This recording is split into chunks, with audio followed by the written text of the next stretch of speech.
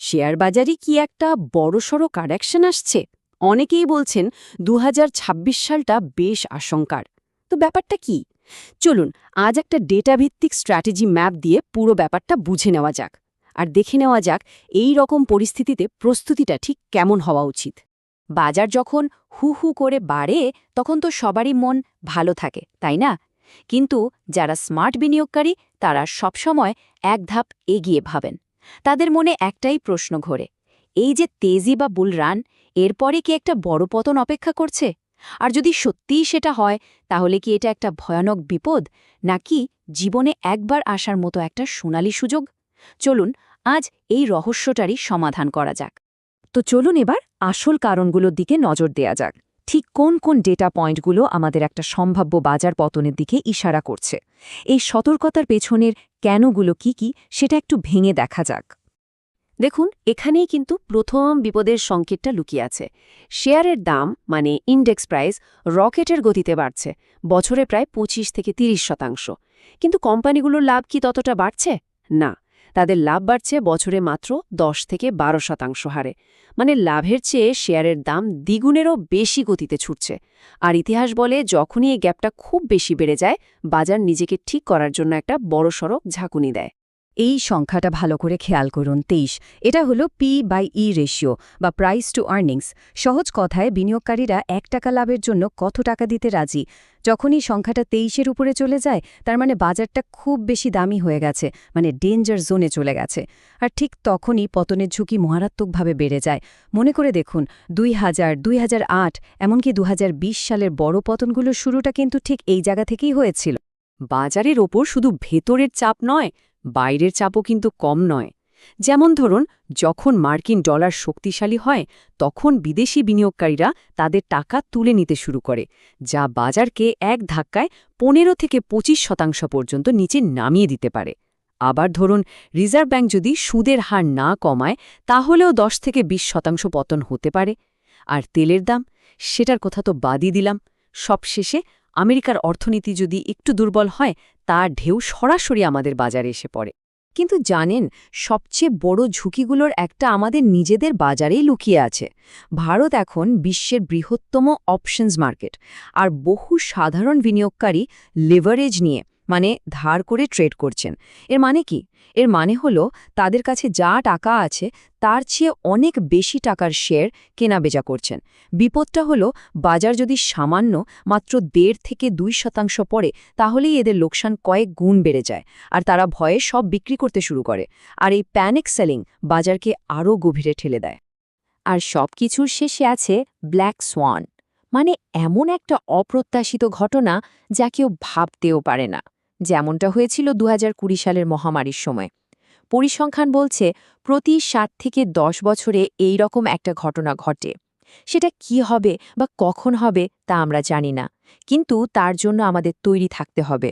বেশ, তাহলে এতগুলো ঝুঁকি মাথায় রেখে প্রস্তুতি নেওয়ার উপায়টা কি? চলুন এই মার্কেট পতনের গোলকধাঁধায় পথ দেখানোর জন্য একটা ভিজুয়াল ম্যাপ দেখে নেওয়া যাক। এটাকে আমাদের গাইড হিসেবে ভাবতে পারেন। ম্যাপটা দেখার আগে ক্র্যাশ জোন জিনিসটা কি সেটা পরিষ্কার করে নেওয়া দরকার। এটা কোনো ভয় পাওয়ার মতো শব্দ নয়, বরং এটা হলো বাজারের সর্বোচ্চ স্তর থেকে পতনের শতাংশের উপর ভিত্তি করে তৈরি একটা অ্যাকশন প্ল্যান। মানে বাজার কতটা পড়েছে তার উপর নির্ভর করে আমাদের ঠিক কী করা উচিত সেটাই বলে দেয় এই জোনগুলো। এই হলো আমাদের সেই গাইড ম্যাপ। চলুন এক এক করে বুঝি। জোন 0 মানে 0 থেকে ৫% পতন। এটা একদম স্বাভাবিক একটা হেলদি পুলব্যাক, চিন্তার কিছুই নেই। জোন 1 মানে ৫ থেকে ১০% পতন। এটা হলো ওয়ার্নিং, এই সময় হাতে ক্যাশ জমানো শুরু করতে হবে।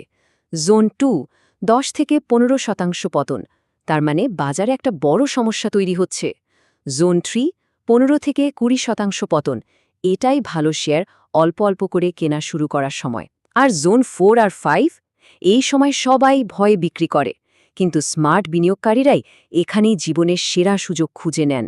তাই এটা মাথায় রাখা খুব দরকারি যে প্রথম ৫% পতনকে ক্র্যাশ বলা চলে না।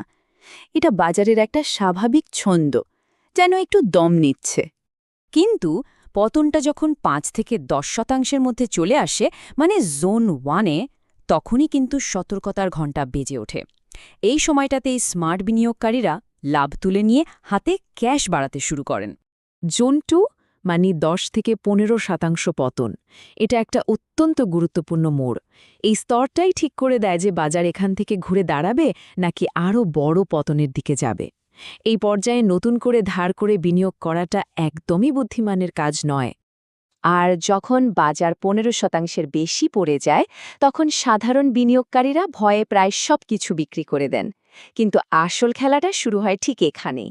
যারা প্রস্তুতি নিয়ে বসে আছেন তাদের জন্য এটাই সম্পদ তৈরির সেরা সুযোগ। বড় বিনিয়োগকারীরা ঠিক এই সময়টাতেই বাজারে ঝাঁপিয়ে পড়েন। আচ্ছা, আমরা তো পতনের বিভিন্ন পর্যায় বুঝলাম, কিন্তু পরের প্রশ্নটা হলো, পতনের সময় কোন সেক্টরগুলোতে সবচেয়ে বেশি ক্ষতি হয় আর কোনগুলো তুলনামূলকভাবে সুরক্ষিত থাকে? সব তো আর সমানভাবে পড়ে না। এই চার্টটা দেখলে ব্যাপারটা পরিষ্কার হয়ে যাবে।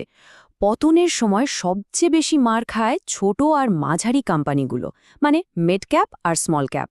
এগুলো প্রায় ৪৫% পর্যন্ত পড়তে পারে। তারপর আসে ব্যাংকগুলোর শেয়ার। আর সবচেয়ে কম প্রভাব পড়ে ডিফেন্সিভ সেক্টরে, মানে সেই সব কোম্পানির ওপর যাদের জিনিস আমরা রোজ ব্যবহার করি। কিন্তু এমনটা হয় কেন? কারণ ছোট কোম্পানিগুলোর শেয়ার কেনাবেচা কম হয়, তাই ভয় বাড়লে এগুলোর দাম হুড়মুড়িয়ে পড়ে। ব্যাংকগুলো বাজারের একটা বড় অংশ জুড়ে আছে, তাই তারা পড়লে পুরো বাজারই নড়ে যায়। অন্যদিকে ভাবুন তো, সাবান, শ্যাম্পু বা ওষুধের মতো জিনিসপত্রের চাহিদা কি কখনো কমে? কমে না। তাই এই কোম্পানিগুলোর শেয়ার তুলনামূলকভাবে অনেক বেশি সুরক্ষিত থাকে। এখন আমরা এই আলোচনার সবচেয়ে গুরুত্বপূর্ণ অংশে চলে এসেছি। এই সব তথ্যকে কাজে লাগিয়ে অভিজ্ঞ বিনিয়োগকারীরা ঠিক কী করেন? তাদের প্লেবুক বা কৌশলটা আসলে কি? চলুন সেটা দেখে নেওয়া যাক। দেখুন, স্মার্ট বিনিয়োগকারীরা কিভাবে কাজ করে। পতন শুরু হতেই তারা প্রথমে ছোট আর মাঝারি কোম্পানিগুলো থেকে টাকা বের করে নেয়। পতন যখন আরও বাড়ে তখন তারা ব্যাংক শেয়ারের ঝুঁকি কমায়। আর যখন বাজারে চূড়ান্ত আতঙ্ক, সবাই ভয়ে বিক্রি করছে, তখন তারা শান্ত মাথায় সাবান বা ওষুধের মতো সুরক্ষিত শেয়ার কেনা শুরু করে। শেষে যখন বাজার ঘুরে দাঁড়ানোর সংকেত দেয়, তখন তারা আবার ভালো মানের আইটি আর ব্যাংক শেয়ারে বিনিয়োগ শুরু করে দেয়। পুরো কৌশলটাকে যদি 4টে সহজ ধাপে বলা যায় তাহলে ব্যাপারটা দাঁড়ায় এই রকম। 10% পতনে সতর্ক হন, 15% পতনে ডিফেন্সিভ হয়ে যান, মানে সুরক্ষিত শেয়ারে টাকা রাখুন, 20% পতনে সুযোগ খুঁজতে শুরু করুন, আর পতন যদি 25% বা তার বেশি হয় তাহলে সেটাকে জীবনের সেরা কেনার মুহূর্ত হিসেবে বিবেচনা করুন। সুতরাং মূল কথাটা হলো, একটা মানচিত্র ঝড়কে থামাতে পারে না, কিন্তু সেটা আশ্রয়টা কোথায় তা দেখিয়ে দেয়। এই বিশ্লেষণটা ভয় দেখানোর জন্য নয়, বরং প্রস্তুতি নিয়ে শক্তিশালী হওয়ার জন্য। এখন প্রশ্ন হলো, যখন সত্যি আতঙ্ক শুরু হবে তখন একজন বিনিয়োগকারী প্রথম পদক্ষেপ কী হওয়া উচিত? এই বিশ্লেষণটা মাথায় রেখে নিজের স্ট্র্যাটেজি তৈরি করার জন্য কিন্তু এটাই সেরা সময়।